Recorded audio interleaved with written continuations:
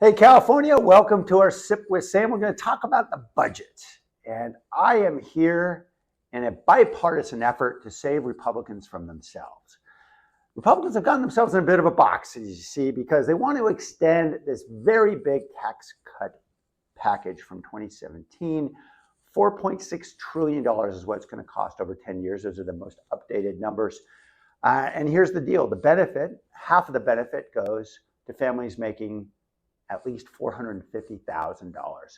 I'm not a big guy on, class warfare or any of that kind of stuff, but we can see what's going on here. We know where the benefits are going. Now, who's going to pay the price for this? Well, they like to try to pull some different tactics to try to, dampen the cost. They come up with $2.6 trillion in this budget package from sort of rosy projections for assumptions for economic growth.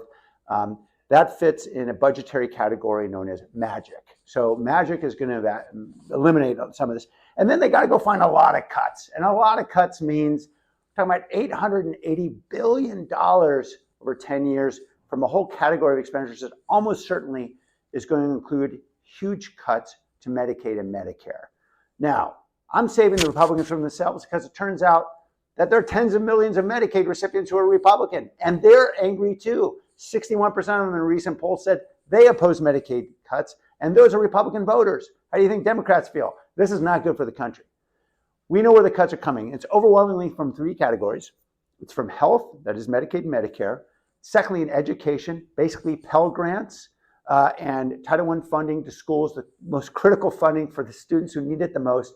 And then finally, food, specifically what they call SNAP, which is a program that helps low-income families, kids who are struggling, who need food. And by the way, it's not just little kids. I was at San Jose City College last week, and they have hundreds of students who depend on SNAP benefits just to make it through the week.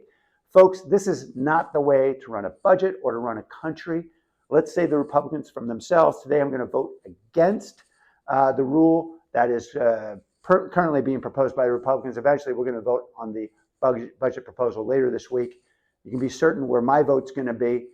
If you know somebody who lives in one of those purple districts out there, get them on board too. Thanks. I'll be back at you soon with another sip.